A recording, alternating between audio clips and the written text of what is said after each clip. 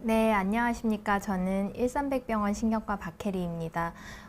저는 신경과 중에서 이제 수면질환과 뇌전증을 전문으로 보고 있고요. 오늘 이 시간에는 수면질환 중에서도 수면무호흡증의 진단과 치료에 대해서 말씀을 좀 드리고자 합니다. 사실 수면무호흡증이라고 하면 이 방송을 보고 계신 분들께서는 이미 여러 차례 들어보셨을지도 모르겠어요. 거기에 대한 내용을 이제 유튜브에 있는 많은 영상들 또 방송 등의 미디어에서도 수면무호흡증은 굉장히 점점 더 많이 다뤄지고 있습니다. 그럼에도 불구하고 제가 오늘 또 수면무호흡증 얘기를 드리게 된 계기가 있었는데요. 그 올해 초에 한 어느 설문조사입니다. 그 설문조사 결과를 제가 좀 소개를 드리면서 시작을 하도록 하겠습니다. 그 올해 초에 대한수면연구학회에서 이제 대국민 수면건강 설문조사를 시행했습니다. 그래서 전국의 성인 남녀 4,000명을 대상으로 수면과 관련된 여러 가지 항목들에 대해서 설문조사를 했는데 그 항목들 중에 이제 수면무호흡증에 관한 항목들도 있었습니다. 그래서 여기 결과를 이제 그래프로 조금 보시면요. 이게 뭐 정확한 검사나 진단을 한 건 아니지만 저희가 설문지를 통해서 수면무호흡증 의심 증상이 있는지를 스크리닝하는 검사인데 이제 그거를 했더니 그 4,000명 중에 1,044명, 그래서 21.6%가 수면무호흡증이 의심된다고 나타났습니다. 그렇고요. 그리고 이제 성별별로 보시면 남성 같은 경우는 전체 응답자의 35.3%, 여성은 16.6%가 수면무호흡증 의심 증상이 있다고 나타났고, 연령별로 보았을 때는 이제 40대 이후로는 30% 전후에서 수면무호흡증 의심 증상이 있다고 나타났습니다. 거기에 비해서요, 저희가 이런 의심 증상만 조사를 한 것이 아니라 그러면 수면무호흡증 치료를 받고 있으십니까? 이런 질문을 드렸어요. 그랬더니 수면무호흡증 치료를 현재 받고 있는 분들은 4,000명 중에 단 19명에 불과했습니다. 그러니까 전체의 0.5%에 불과했고요. 그 수면무호흡증 의심 증상이 있는 1,044명을 기준으로 하더라도 이는 2%가 되지 않는 수치입니다. 그래서 이 설문조사가 시사하는 것은 저희가 뭐 방송이나 유튜브 이런 데서 수면무호흡증에 대해서 굉장히 많은 얘기들이 나오고 있고, 그래서 여러 분들께서 이제 수면무호흡증을 한 번쯤 들어보셨음에도 불구하고 이게 실제로 이제 진료실에 오셔서 수면무호흡증 검사를 받고 적절한 치료를 받는 것까지는 아직은 이어지지 못하고 있다는 생각이 들었고요. 그래서 오늘 이 방송을 보시고 이제 수면무호흡증 진단과 치료가 필요한 분인데 아직까지 병원에 방문하지 않으신 분이라면 이게 하나의 이번 방송이 좀 계기가 되었으면 하고 오늘은 수면무호흡증에 대해서 말씀을 좀 드려보려고 합니다. 본격적으로 얘기를 좀 시작해 보려고 하고요. 먼저 수면무호흡증이 어떤 병인가에 대해서 설명을 좀 드리겠습니다. 우리가 수면무호흡증이라고 하면 흔히 폐쇄성 수면무호흡증을 얘기하고요. 이 폐쇄성 수면무호흡증 같은 경우는 수면 중에 상기도가 반복적으로 막히면서 호흡이 줄어들거나 멈추게 되는 무호흡증이 반복되는 현상을 말합니다. 이제 저희가 코골이라는 단어를 우리가 많이 쓰잖아요. 그래서 그 코골이라는 단어 때문에 흔히 생각하시기에 무호흡이라고 하고 상기도가 막힌다 하면 코가 막히는 게 아닌가 하는 생각들을 하세요. 근데 여기 그림에서 보시다시피 폐쇄가 일어나는 부분은 코 있는 부분이 아니고요. 저희가 목구멍부터 이 성대까지 이 상기도 부분 중에 어느 한 부분이 막히면서 무호흡이 생기게 됩니다. 저희가 이 왼쪽 그림처럼 깨어있는 경우는 이제 상기도 공간이 확보가 되고 잘 열려 있어서 이를 통해서 호흡이 들락날락 이제 원활하게 이루어지는 데 반해서 여기 오른쪽 그림, 지금 제 머리가 좀 가리고 있어서 요거 사진을 조금 더 띄워주시겠어요? 그래서 여기 오른쪽 그림을 보시면요, 우리가 누운 자세로 잠을 잘 때는요, 이 상기도를 구성하고 있는 여러 가지 구조물, 뭐 혀 뒤쪽, 인두, 편도, 등등의 구조물들이 중력의 영향을 받아서 이렇게 처지게 되면서 상기도 공간이 좁아지고요. 이것들을 지탱하는 근육의 긴장도나 이걸 조절하는 신경의 작용도 수면 중에는 깨어있을 때와 달라지게 됩니다. 그러면서 이 상기도 중에 어느 한 구간이 막히게 되고, 그럼 이 부분을 이렇게 들락날락했던 공기의 흐름이 이제 줄어들거나 혹은 아예 막히게 되면서 무호흡 혹은 저호흡이 생깁니다. 이게 수면 중에 반복적으로 발생하는 컨디션을 이제 저희가 수면 무호흡증이 있다, 이렇게 말씀을 드립니다. 그래서 수면무호흡증은 가장 흔한 수면질환 중 하나로 유병률이 성인의 4에서 6%까지 보고가 되고, 특히 중년이 넘어가면 성인의 20에서 30%까지 보고가 될 정도로 굉장히 흔한 질환입니다. 그러면서 앞서 말씀드렸듯이 그런 설문조사를 했을 때도 우리나라에서 많은 분들이 지금 수면무호흡증이 의심되고 있는 상황입니다. 이 자다가 무호흡이 생기면 어떤 일이 일어나는지를 잠깐 말씀을 드리겠습니다. 자다가 무호흡이 생기면요, 숨을 안 쉬니까 산소 수치가 떨어지고 이산화탄소 수치가 올라가게 됩니다. 이걸 우리 뇌가 감지하면 이걸 숨을 쉬어야 되기 때문에 뇌를 깨우죠. 이제 수면 상태에서 각성이 일어나게 됩니다. 이 과정에서 혈압이랑 맥박이 순간적으로 요동치게 되고, 이런 자율신경계가 순간적으로 불안정해지는 증상이 동반이 됩니다. 근데 우리가 매일 밤 잠을 자잖아요. 그러니까 이런 수면 무호흡증이 있는 분들은 이런 상황이 반복적으로 일어나면서 이런 데미지가 누적이 되게 되고요. 그게 쌓이면 제 여기 오른쪽 그림에 있는 것처럼, 그림을 조금만 보여주시겠어요? 그래서 여기 그림에 있는 많은 질환들의 위험이, 발생 위험이 올라가게 됩니다. 굉장히 다양한 질환들이 있지요. 이 중에서도 특히 고혈압, 심장질환, 뇌혈관 질환 등 심장질환, 심혈관 질환, 뇌혈관 질환의 위험이 올라가고, 그로 인해서 사망률이 수면무호흡증 환자들이 더 높아진다는 것은 이미 대규모의 많은 연구들에서 입증된 바가 있습니다. 그래서 제가 수면무호흡증이 어떤 병인지를 말씀을 드렸고, 또 수면무호흡증이 어떤 위험성을 가짐으로 왜 치료를 해야 되는 병인지를 말씀을 드렸는데요. 그러면 이제 어떻게 검사를 하는지를 먼저 말씀을 드리겠습니다. 수면무호흡증을 검사하려면 일단 어떤 분들이 수면무호흡증 검사를 해야 될지부터 이제 말씀을 드려야겠죠. 그러려면 이제 수면무호흡증이 어떤 증상으로 나타나는지를 조금 말씀을 드려야 될 것 같습니다. 대표적인 증상은 여러분들도 잘 알고 계시겠지만 코골이 증상입니다. 그리고 자다가 컥컥거리기도 하고요. 자다가 컥하고 숨이 막히기도 합니다.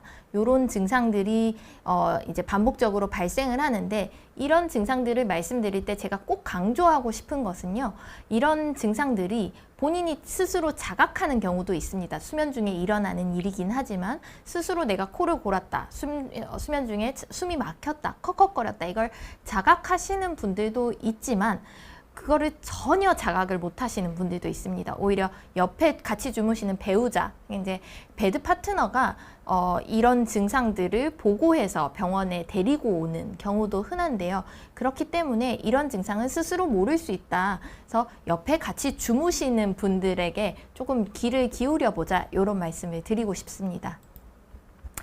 두 번째 증상 같은 경우는 이제 수면 무호흡증 증상이라고 쉽게 생각을 잘 못하시는 증상입니다. 바로 자다가 자꾸 깨는 증상이거든요. 이렇게 자주 수면 중에 깨게 되면서 잠이 이렇게 통잠을 자지 못하고 이렇게 토막잠을 자게 되는 현상이 생깁니다. 앞서 말씀드렸다시피 이제 무호흡이 생기면 이제 산소 수치, 이산화탄소 수치가 변하면서 각성을 일으키게 되는데, 이 각성의 역치가 낮은 분들이 있습니다. 그래서 호흡이 아주 많이 줄어들기도 전에 먼저 일어나서 숨을 쉬어버리는 분들이 있어요. 그래서 그런 분들은 앞서 1번으로 보여드린 코골이나 무호흡 증상은 별로 심하지 않고 오히려 자꾸 자다가 깬다, 나는 불면증이 있다, 이렇게 오시는 분들도 많습니다. 그래서 검사를 해보면 뒤늦게 수면무호흡증으로 진단되는 분들이 있어서 이런 경우도 있다는 것을 꼭 알고 계셨으면 좋겠고요. 특히 폐경기 이후 여성 수면 무호흡증 환자분들이 이런 유형이 많습니다. 코골이나 무호흡 증상 별로 심하지 않은데 잠이 이렇게 원활하지 못해서 와서 검사를 해보면 무호흡증으로 진단되는 경우가 많아서 이런 불면의 증상, 주증상으로 하는 무호흡증도 있다라는 것을 이제 조금 알고 계셨으면 좋겠습니다.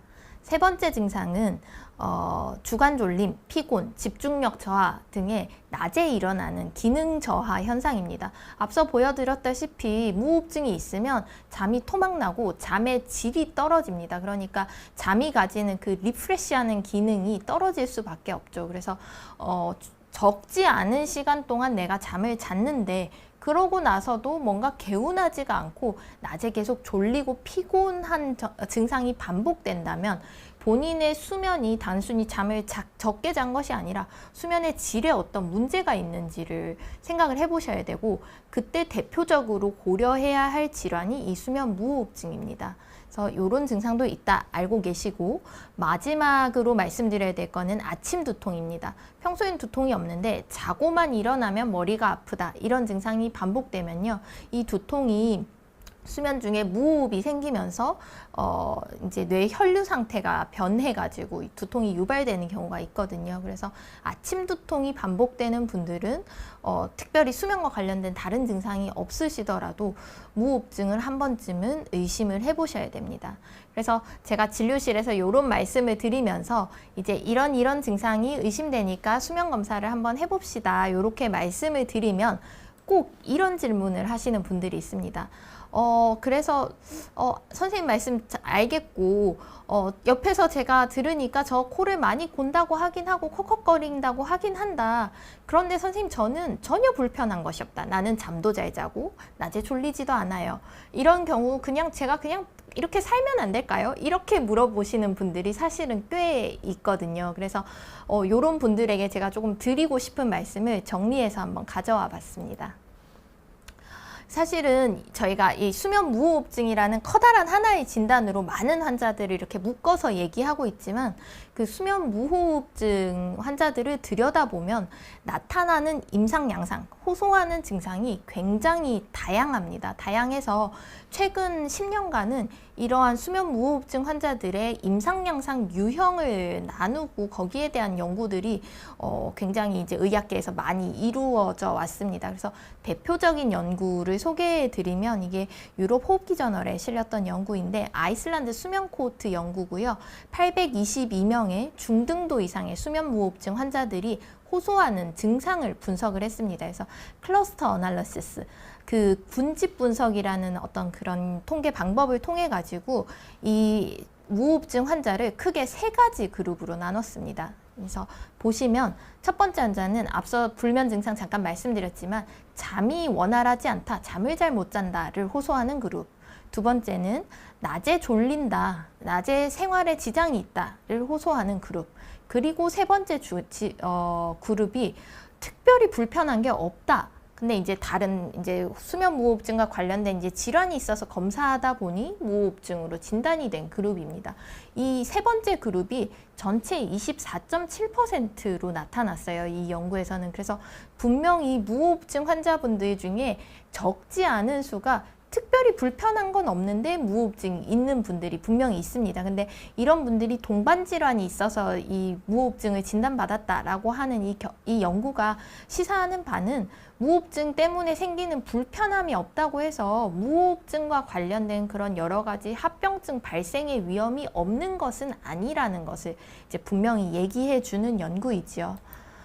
두 번째 연구는 좀 더 직접적으로요, 무호흡증 환자를 그 앞서 보여드린 그런 증상 유형에 따라서 그룹을 나누고 그 그룹별로 예후가 어떻게 되는지를 수년간 추적 관찰을 한 연구입니다. 그래서 이제 시간이 지나면서 이런 환자들이 그 수면 무호흡증과 관계가 되어 있다라고 알려진 심혈관 질환이 얼마나 많이 생기는가를 이제 비교를 해본 연구이죠. 그래서 여기 그래프를 보시면 이제 여러 가지 색깔의 그래프가 있는데, 그 중에 이 초록색 그래프가 특별히 불편한 게 없었다라고 하는 분들의 예후입니다. 보시면 물론 다른 분들에 비해서 이 그 군이 뭐 위험이 더 높았다는 건 아닌데, 분명히 무호흡증이 없는 이 정상분, 까만 선보다는 심혈관 질환의 발생 위험이 높습니다. 그리고 다른 뭐 수면 방해나 중등도 졸림이 있었던 다른 증상을 호소했던 수면 무호흡증 환자랑 그렇게 이 발생 위험이 차이가 나지 않는 것을 볼 수 있습니다. 그래서 특별히 증상이 본인은 불편한 게 느끼는 게 없더라도 수면무호흡증이 있는 분들은 이런 동반된 건강질환, 다른 질환의 관리를 위해서라도 무호흡증을 검사하시고 치료를 하시는 게 필요하다. 이렇게 말씀을 드리고 싶습니다. 그래서 이제 왜 검사해야 되고 치료해야 되는지를 말씀을 드려서 그러면 도대체 어떤 검사를 받는 건지 그거를 조금 소개해 드리려고 합니다. 그래서 결국은 이 수면 무호흡증이라고 하는 것은 자다가 일어나는 그런 호흡 사건을 가지고 이제 정의를 하는 질환이라서요. 잠자는 걸 봐야 됩니다. 그래서 수면 다원 검사 PSG라고 하는 수면 검사를 하는데요. 그 검사를 하려면 저녁 때 저희 수면검사실 오셔가지고요. 간단한 뭐 수면 설문지 같은 것을 작성하시고 여기 왼쪽 사진에서 보다시피 다양한 바이오 센서들을 붙이고 평소처럼 검사실에서 잠을 자게 됩니다. 그러면 이 검사하면서 그 자는 동안 이 다양한 바이오 센서에서 이제 기록이 되게 되고요. 검사자는 그 실시간으로 그걸 모니터링 하면서 이 바이오 센서들이 어떻게 나오는지를 보고 필요하면 중간에 중재를 하기도 합니다. 수면 검사는 이렇게 이루어지고요. 그래서 이렇게 하는 검사가 있는데 이걸 해야 됩니다. 이거를 하시죠. 이렇게 진료실에서 말씀을 드리면 자주 하시는 질문들이 있습니다. 그래서 뒤에 뭐 Q&A 세션이 있어가지고 제가 궁금해 하시는 것들을 알려드리긴 하겠지만 그 전에 요 질문들에 대해서는 제가 조금 말씀을 드리고 넘어가겠습니다. 첫 번째는 말씀하신 증상 들어보니까 나는 수면 무호흡증이 있는 것 같다. 있는 것 같으니까 그냥 저렇게 힘들어 보이는 검사 하지 않고 그냥 저는 바로 치료해 주세요. 이렇게 말씀하시는 분들이 분명히 계시거든요. 근데 이제 뒤에서 말씀드리겠지만 수면무호흡증을 정의하고 진단하는데 사실 가장 중요한 지표가 무호흡, 저호흡 지수라고 하는 어떤 호흡 지표가 반드시 필요합니다. 그 수치가 필요하기 때문에 검사를 하지 않으면 이 수치는 알 수 없거든요. 그래서 이거를 알기 위해서 검사는 하셔야 됩니다. 그리고 내 수면무호흡증이 얼마나 심한가를 보기 위해서도 그 수치가 필요하고요. 조금 더 현실적으로는 이제 수면무호흡증의 치료 중에 대표적인 치료가 이제 양압기 치료인데 양압기 치료의 의료보험 적용, 그러니까 비용 적용의 기준이 되는 것이 이 수면다원 검사 결과이기 때문에 그 추후 치료를 위해서도 수면다원 검사는 반드시 하고 넘어가셔야 됩니다. 두 번째는 불면 증상이 같이 있는 분들이 이런 질문들을 좀 하시는데요. 저는 잠자리만 바뀌어도 잘 못 잔다. 근데 심지어 그 불편한 검사실에 누워 자면서 저렇게 많은 센서들을 붙이면 나는 못 잘 것 같다. 이 검사 못 할 것 같다. 이렇게 걱정하시는 분들이 계세요. 그래서 그런 분들한테 드리고 싶은 말씀은 사실은 맞습니다. 이 검사실에서 자는 게 편하지는 않고요. 이렇게 센서를 머리끝부터 발끝까지 다 붙이고 자는 것이 불편하기는 해서 검사를 해보면 많은 분들이 평소보다는 잘 못 잤다. 평소만큼 깊이 자지는 못했다. 이렇게 얘기하시는 분들이 많기는 합니다. 그런데 수면 무호흡증이 있는지 없는지를 보기 위한, 그걸 판단하기 위해서 꼭 평소와 같은 정도로 푹 주무셔야 되는 것은 아니거든요. 꼭 그 정도의 풀 데이터가 필요한 것은 아닙니다. 그래서 저희가 검사를 해보면 평소보다 잘 못 주무셨을지언정 정말 이게 무호흡증이 있는지 없는지를 판단하기가 어려울 정도로 못 주무시는 분은 정말로 극히 드물기 때문에 이 두 번째 걱정은 별로 하지 않으셔도 될 것 같습니다. 세 번째 질문은 이제 그냥 약 먹고 자면 안 되나요? 이런 질문도 사실 많이 하시고요. 실제로 이제 어떤 수면센터에서는 특별히 평소에 수면제를 복용하지 않는 분이라도 그냥 일괄적으로 루틴하게 그냥 수면제를 다 먹게 하고 검사를 하시는 센터도 있다고 듣기는 했어요. 그렇지만 저의 개인적인 의견으로는 이게 두 번째 질문의 답과 조금 이어지긴 하는데 수면제를 반드시 먹을 필요는 없다는 입장입니다. 왜냐하면은 평소만큼 못 자더라도 무호흡증이 있는지 확인을 할 수 있을 정도는 대부분 주무시기도 하시고요.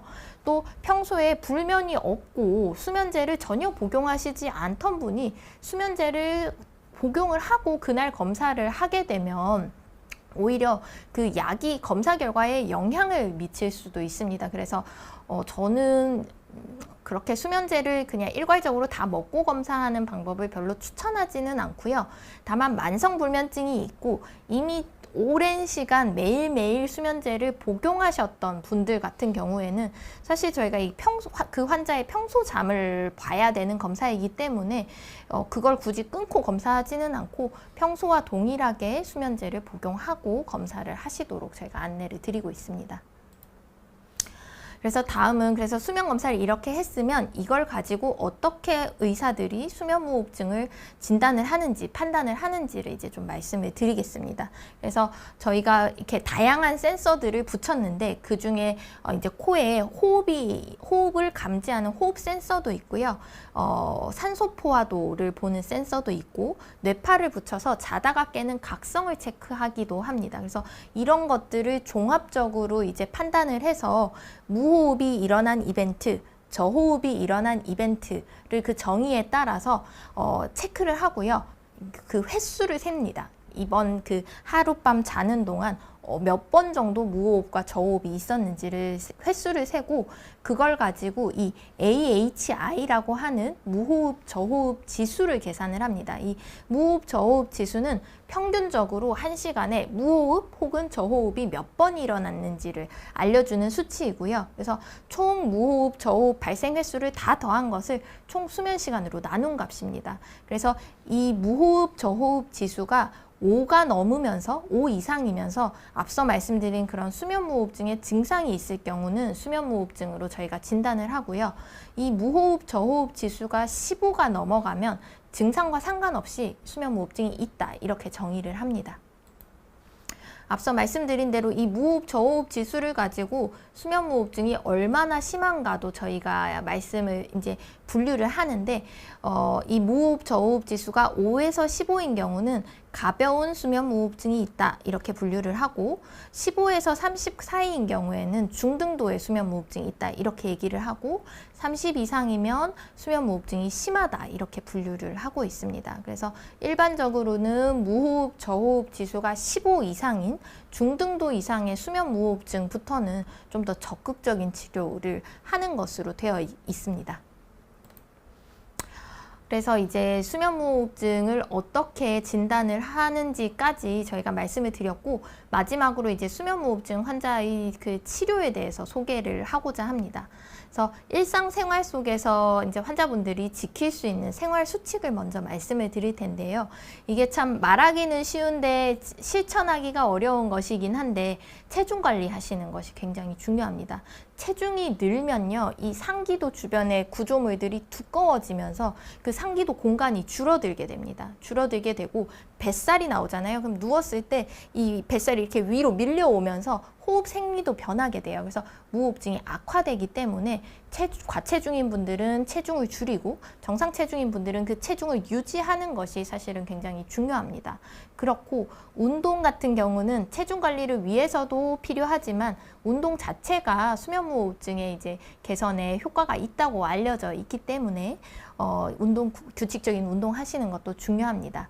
제가 세 번째, 네 번째 같은 경우는 조금 더 강조를 드리고 싶은데요. 술 마시고 자면 무호흡증이 무조건 악화됩니다. 그렇기 때문에 수면무호흡증이 있는 분들은 정말로 금주를 하시는 게 필요하고 이거는 수면무호흡증에 이미 치료를 받고 있는 분들도 마찬가지입니다. 금주를 하시는 것이 필요합니다.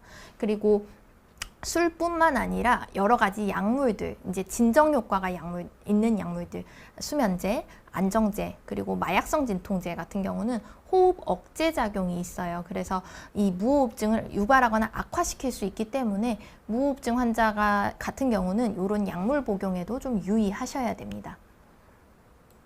그래서 생활 수칙을 말씀을 드렸는데요. 근데 사실 중등도 이상의 무호흡증, 수면 무호흡증 있는 분들부터는 이런 생활 수칙만을, 생활 습관 교정만으로는 사실 한계가 있습니다. 그래서 이제 병원에 오셔서 치료를 받으셔야 됩니다. 그래서 어떤 치료가 있는지 간단하게 소개를 드릴 텐데요.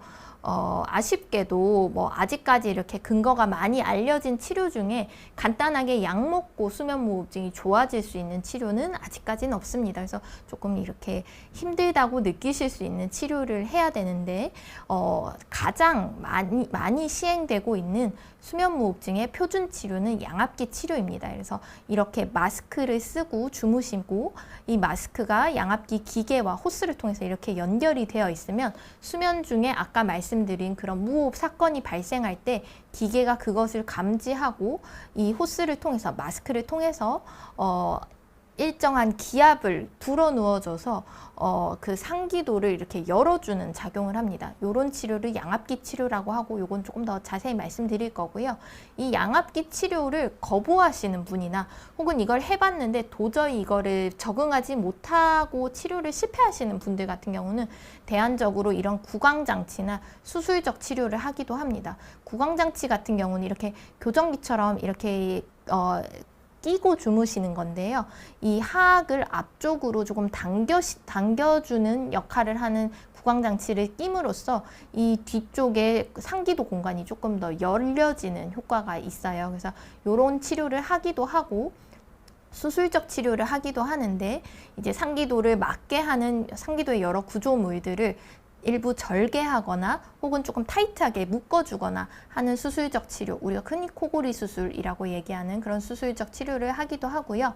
양악 수술을 그 상악과 하악을 모두 앞쪽으로 이렇게 당겨내가지고 그 뒤쪽에 있는 상기도 공간을 좀 넓혀주는 수술 치료를 하기도 합니다. 근데 이런 치료 중에 현재까지 가장 이제 효과가 많이 알려져 있고 가장 많은 증거를 가지고 있는 치료는 양압기 치료이기 때문에 여기에 대해서 제가 조금 더 말씀을 드리겠습니다. 그래서 양압기 치료는 그 수면을 개선하는 효과뿐만 아니라 앞서 보여드린 수면 무호흡증과 관련된 여러 가지 합병증을 개선시켜주는 것이 가장 많이 연구가 된 치료로서 현재까지 수면 무호흡증의 표준 치료입니다. 그래서 어떤 원리인지 앞에서 간단히 설명드리긴 했는데요. 저는 진료실에서 요런 비유를 합니다. 이제 저희가 타이어가 이렇게 짜부러졌을 때 그 바람을 이렇게 넣어주면 일시적으로 그 바람이 들어가는 거에 의해서 타이어가 이렇게 짜부러졌던 타이어가 이렇게 펴지지 않습니까?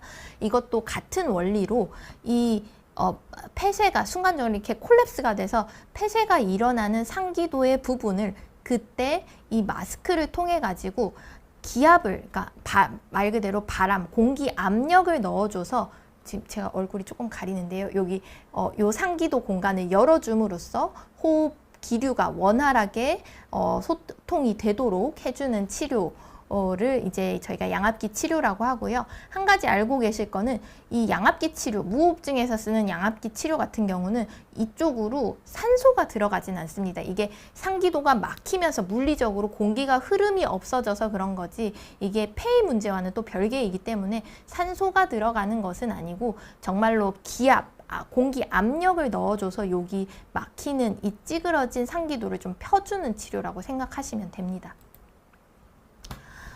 네, 그래서 이 양압기 치료는 크게 두 가지가 있습니다. 전통적으로는 이제 지속 양압기 치료라고 해서 일정한 압력으로 계속 고정된 압력으로 무호흡이 있을 때마다 이제 그 마스크를 통해서 그 압력을 넣어주는 치료를 이제 CPAP이라고 하는 지속 양압기 치료라고 하는데 요거를 많이 했습니다.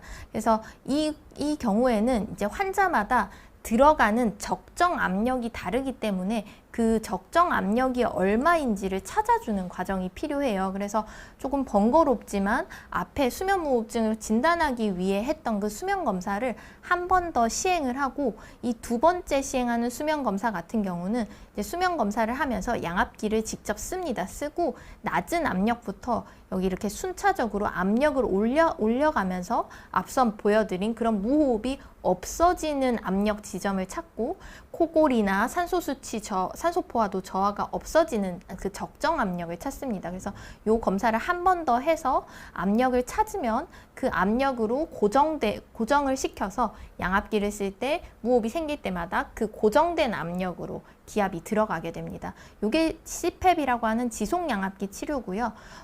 요즘에는 이제 오토팹, APAP이라고 하는 자동형 양압기 치료도 많이 쓰이는데요. 이 경우에는 이렇게구나.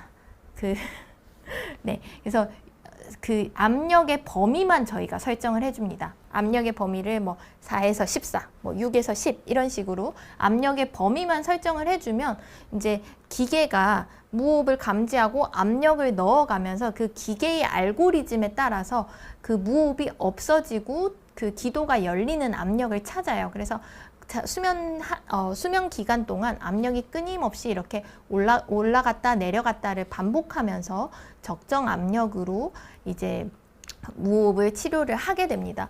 이 오토팹 같은 경우는 이제 자동형 양압기 치료 같은 경우는 앞서 보여드린 CPAP과 달리 이제 그 압력을 찾는 검사를 한 번 더 하실 필요가 없어서 조금 더 간편하기는 해요. 그렇기는 한데 이제 주의해야 되는 환자들이 있기는 합니다. 우려성 신부전이나 만성 폐쇄성 폐질환이 있는 경우는 이 합병증이 악화될 수 있기 때문에 이런 자동형 양압기 치료를 하는 것이 권고되지 않는다 이렇게 되어 있고, 산소 치료가 같이 들어가야 되는 경우에는 이 자동형 양압기를 써서 이제 기압이 이렇게 왔다 갔다 하게 되면 산소의 양도 이제 변하게 되기 때문에 이런 경우도 오토팹을 하지는 않는 것이 좋다고 알려져 있습니다. 그 외에 중추수면 무호흡이 있는 경우도 오토팹을 하지는 않고요. 그래서 이런 경우에는 오토팹을 하지 않고 무호흡증이 있어서 양압기 치료를 해야 되는 경우에는 앞서 말씀드린 이 지속 양압기 치료 CPAP을 하게 됩니다. 예, 그래서 제가 말씀드릴 내용은 여기까지고요. 그래서 한 번 더 정리를 해서 말씀을 드리면 수면무호흡증은 사실은 매우 흔하고 아직까지도 진단이나 치료를 제대로 받지 못하고 계신 분들이 많고요. 수면무호흡증 증상은 다양하고 사실은 이게 있는지 없는지를 알려면 수면다원 검사를 해봐야지 정확한 판단이 가능합니다. 이거를 진단이나 이런 것들이 번거롭다고 느껴지셔서 검사나 치료를 하지 않고 그냥 두면 수면의 질이 떨어질 뿐만 아니라 다양한 연관된 질환의 합병증 위험이 올라가게 되니까 반드시 무호흡증이 있는 분들은 적절한 검사와 치료를 받으시는 게 필요하고, 아직 현재 수면무호흡증의 표준 치료는 양압기 치료이다. 이것도 꼭 강조해서 말씀드리고 싶습니다. 예, 그래서 제가 준비한 내용은 여기까지고요. 이제부터 방송 보시면서 댓글로 남겨주신 증상을 그런 질문들을 제가 좀 답하는 시간을 갖도록 하겠습니다. 그래서 첫 번째 질문은 수면무호흡증이 뇌졸중에 영향을 주나요? 이런 말씀을 주셨는데요. 예, 앞서 말씀드렸지만 수면무호흡증이 이제 굉장히 다양한 질환의 위험을 올린다고 알려져 있고, 그 중에 대표적으로 알려져 있는 것이 심혈관 질환과 함께 뇌혈관 질환입니다. 그래서 뇌졸중의 발생 위험이 올라가 있을 뿐만 아니라 뇌졸중이 있는 환자분들이 뇌졸중의 재발 위험, 그리고 뇌졸중의 이제 회복 예후에도 영향을 미친다. 이런 연구들이 굉장히 많이 나와 있고 점점 더 많이 나오고 있는 추세입니다. 그래서 이거는 영향이 있는 대표적 질환이다. 이렇게 말씀을 드립니다. 두 번째 질문은 수면무호흡증, 코골이 증상 심한 거 맞나요? 네, 그래서 이렇게 수면무호흡증이 코골이 증상 심한 게 맞느냐 이런 질문을 주셨는데요. 말씀드린 것처럼 수면무호흡증의 대표적인 증상이 코골이이긴 합니다. 그렇지만 두 개가 수면무호흡증, 코골이 똑같은 것은 아니에요. 이퀄은 아닙니다. 그래서 단순 코골이만 있고 수면무호흡증이 없는 분들이 있기는 합니다. 이런 분들은 당장 수면무호흡증의 치료를 하셔야 되는 것은 아닙니다. 그렇지만 코골이가 있는 분들의 다수가 검사를 해보면 수면무호흡증이 있다고 나오기는 하고요. 수면무호흡증 대표적인 수면무호흡증 증상이다. 코골이가 있고 앞서 말씀드린 그런 다른 증상들이 있으면 수면무호흡증 검사를 받아보시라 이렇게 말씀을 드리고 싶습니다. 또 한 가지 마지막으로 앞에서 잠깐 말씀드리긴 했지만 그러면 모든 수면무호흡증 환자가 코골이가 있느냐? 그거는 또 아니긴 합니다. 앞서 말씀드렸다시피 특히 폐경기 이후에 여성 수면무호흡증 환자 같은 경우는 각성이 워낙 주된 증상이면서 코골이 증상이 심하게 나타나기도 전에 먼저 깨어버리는 경우도 많아서요. 코골이 증상이 그렇게 두드러지지 않는 수면무호흡증 환자도 있기는 합니다. 그래서 말씀하셨을 때 수면무호흡증이 이렇게 의심되니까 검사해 보시죠 했을 때 저는 코 안 골아요 이렇게 말씀하시는 분들이 있는데 코골이가 심하지 않다고 해서 무호흡증이 없다는 뜻은 또 아닙니다. 그거는 또 말씀을 드리고 싶습니다. 네.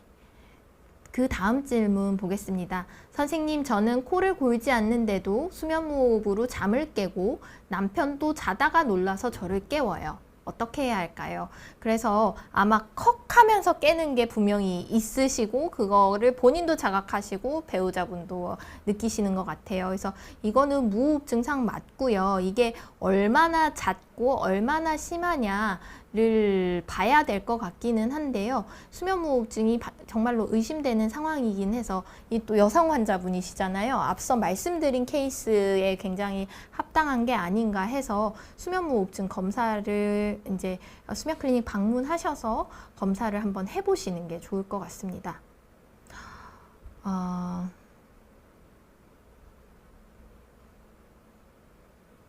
네, 다음 질문은 사실 수면무호흡증이랑 직접적인 관계가 있는 것은 아니고 제가 이제 신경과다 보니까 요런 의견을, 요런 질문도 남겨주신 것 같기는 한데요. 양쪽 원위, 그러니까 디스탈, ICA, 그러니까 그 경동맥이 내강이 불규칙하다. 루미널 이레귤러리티가 있다. 요런 MRA 결과를 받으셨다. 여기에 대해서 이제 상담을 주셨는데요. 사실은 이런 내강 불규칙은 요 정도는 사실 뭐 환자분의 연령이나 동반 질환을 여쭤봐야겠지만 굉장히 흔한 질환이긴 합니다. 그래서 이게 이제 정말로 동맥경화가 이제 진행을 해서 협착이 일어나기 전 단계라고 생각하시면 되는데요. 요 정보만 보고 제가 정확한 지침을 드리기는 사실 어렵기는 하지만 이 경우에 이거 가지고 뭐 다른 뇌졸중 예방약을 먹는다든지 하실 필요는 없고 꾸준히 이제 다른 혈관 질환의 위험인자들, 혈압, 당뇨, 고지혈증 등의 위험인자 관리만 하셔도 충분할 것 같습니다. 예, 그리고 갑작스런 혈압 상승이랑도 그게 직접적으로 연관이 있는 것 같지는 않습니다. 예, 그렇고 다음 질문도 제가 보겠습니다. 예, 그 58세 분이신데 왼쪽 콧구멍은 시원하고 큰데 오른쪽 콧구멍 안에는 콧숟가락에는 넣어보면 살이 차서 막혀 있고 조그만 구멍이 있는 것 같고 코딱지가 잘 생기고 이런 얘기들을 그래서 이제 결과적으로 얘기하면 좌우 비대칭이 있는 것 같고 한쪽 코로 숨쉬기가 힘들다 이런 얘기를 하신 것 같은데요. 이게 뭐 아주 무호흡증이랑 직접적으로 연관된 증상은 아닙니다만 이게 이제 아마 코에 그 중격 비대칭이 있으면서 이런 증상이 생기시는 것 같아요. 그래가지고 비염이나 축농증 이런 것들이 없는지 동반된 컨디션이 없는지 확인을 한번 해보시는 게 좋을 것 같습니다. 마지막 그 다음 질문을 한 번 더 볼게요. 코골이가 좀 있는데 이비인후과에 가니 비중격 망곡증이라서 수술하면 코골이가 없어질 거라는데 이 말이 맞나요? 딱 말씀드리기 이렇게 명확하게 말씀드리기 어렵기는 하네요. 근데 그 코골이와 수면무호흡은 아까도 말씀드렸지만 이게 단순히 코에서만 일어나는 것이 아니라 그 상기도에서 일어나는 현상입니다. 그렇기 때문에 이 정말로 무호흡이 어느 정도 있는지를 확인해 보셔야 하고 정말 무호흡증이 뭐 중등도 이상으로 있다 그러면 비중격 망곡증을 수술하는 것만으로는 해결이 되진 않습니다. 이게 코막힘 증상이라든지 코골이 같은 걸 일부 도움은 줄 수 있고 이제 코골이 수술에 요처럼 비중격 망곡증 수술까지 같이 하는 경우가 있다고 듣기는 했습니다만 그 정말로 수면무호흡증이 심하다면 저 수술만으로 모든 게 없어진다 이렇게 말씀드리긴 어려울 것 같고요. 앞서도 말씀드렸지만 코골이와 수면무호흡증이 아주 동일한 개념은 아닙니다. 그래서 코골이에 동반되어 있을 수 있는 무호흡증이 있는지에 대해서 검사를 해보셨는지 그게 좀 궁금하기는 합니다. 네. 네, 더 질문이 있으실까요?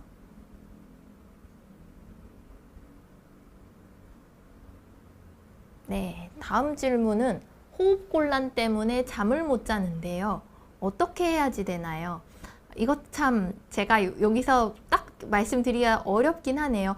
호흡곤란, 정말 숨 막히는 느낌 때문에 숨이 잘 안 쉬어지는 느낌 때문에 수면을 이루기가 힘들다. 그러니까 잠이 들지 않았는데도 그런 호흡곤란이 있다라고 한다면 그거는 수면무호흡증만으로는 설명할 수 없는 증상인 것이 맞고 다른 검사를 더 해보셔야 될 수도 있습니다. 다만 평소에는 괜찮은데 이제 선잠이 들었을 때 잠이 든 초반에 이런 막히는 느낌이 들면서 자꾸 자다 깨다를 반복하고 그래서 자는 건지 깨어 있는 건지 조금 애매한 상황이 반복이 된다면 그건 수면무호흡증과 관련되어 있는 증상일 수도 있습니다. 네, 그래서 네, 많은 질문들을 주셔가지고 이렇게 이제 거기에 대해서 답변을 드리는 시간을 좀 가져봤고요. 네, 항상 이런 자리에 나오면 이런 질문들을 하실 때 제가 환자분의 다른 컨디션, 그러니까 질문을 주신 시청자분의 다른 컨디션이라든지 조금 더 자세한 증상이라든지 이런 것들을 저희가 좀 알 수 없는 경우가 많아요. 그래서 이렇게 답변해 드리는 데는 뭐 되는 데까지 이렇게 답변을 해 드리기는 했습니다만 정말로 조금 미흡한 부분이 있을 수도 있습니다. 그래서 조금 걱정되시거나 찜찜한 부분이 있으시면 그런 수면 클리닉 가셔서 상담을 또 한번 받아보시는 것도 좋을 것 같습니다. 마지막으로 제가 하나만 더 질문을 더 받도록 하겠습니다. 가끔씩 숨쉬기 힘들어 깬 적이 있는데요. 악몽도 꿉니다. 식은땀도 있고 수면무호흡증과 상관이 있나요? 저는 이 부분은 또 더 여쭤봐야겠지만 수면무호흡증 가능성이 있을 것 같아요. 숨쉬기 힘들어서 깨는 거가 있고 악몽을 꾸면서 깬다. 이게 뭐 다른 수면 질환이 있을 수도 있습니다만 꿈꾸면서 깨는 이유들이 몇 가지가 있는데 렘 수면 중에는 일반적으로 그 꿈꾸는 잠인 렘 수면 중에는 수면무호흡증이 다른 수면 단계에 비해서 조금 더 악화되는 경향이 있거든요. 그래서 꿈꾸면서 자꾸 깨고 내가 그래서 자는 내내 꿈을 꾸는 것처럼 느껴지고 그런 증상이 있다면 수면 질환 중에서 무호흡증이 있는지도 반드시 확인을 해보는 게 좋을 것 같습니다. 예, 그래서 이렇게 질문 시간을 좀 가져봤고요. 그래서 여러분들이 이제 수면과 관련된 관심이 많이 있으시다는 것도 알았고, 저도 이렇게 조금이나마 도움을 드릴 수 있어서 좋은 자리였던 것 같습니다. 그래서 앞으로 오늘 방송이 끝나고도 궁금하신 것들을 댓글로 남겨주시면 또 다음에 뭐 어떤 식으로든 또 이야기할 수 있는 기회가 또 된다면 좋을 것 같습니다. 예, 그래서 오늘은 수면무호흡증에 대해서 진단과 치료에 대해서 조금 알아봤고요. 아까도 말씀드렸지만 수면무호흡증에 대해서 조금 더 관심을 가져주시고 조금 의심되는 부분이 있다면 이 수면 클리닉 내원하는 것을 너무 이렇게 어렵게 생각하지 마시고 오셔서 편하게 상담을 해주셨으면 좋겠습니다. 예, 오늘은 여기까지 하도록 하겠습니다. 감사합니다.